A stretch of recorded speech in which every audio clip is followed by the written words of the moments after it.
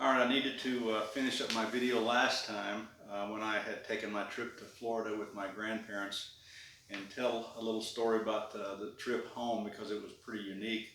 So as I was playing with my cousin down there, and we were getting ready to come back to Texas. We were out behind his house in the ocean, and there was a horseshoe crab that came up, was floating around there, just kind of wandering around. And I'd never seen a horseshoe crab before. It was pretty fascinating. And I asked my friend about it, and he had seen many of them, didn't know much, couldn't tell me much. So I decided I was going to capture this thing. So I walked over there and picked it up.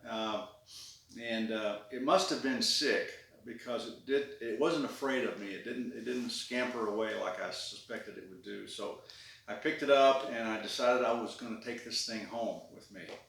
And so, knowing that my grandparents would not agree to that, I um, decided on a plan. And my plan was to uh, put it inside the trunk of the car and hide it behind some of the suitcases and boxes that were in there full of food and stuff. So that's what I did. I put this thing in there. So on the way home, and I didn't realize the thing had to be in water to live. I had no clue about that. On the way home, it took us several days to get home because, as I mentioned before, Papa he drove really slow, and it was painful. But on the way home, the horseshoe crab died in the back, and it began to disintegrate and decompose, and it stunk really bad.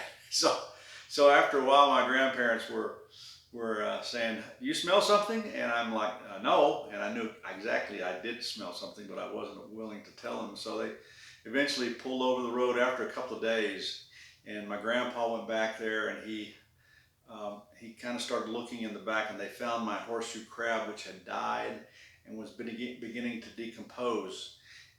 And the thing that I remember about it was that Papa and Mama didn't get mad at me. They didn't scold me. They didn't say anything. They just took it out and threw it away so that the stink would leave uh, the car. So that was my horseshoe crab story. All right.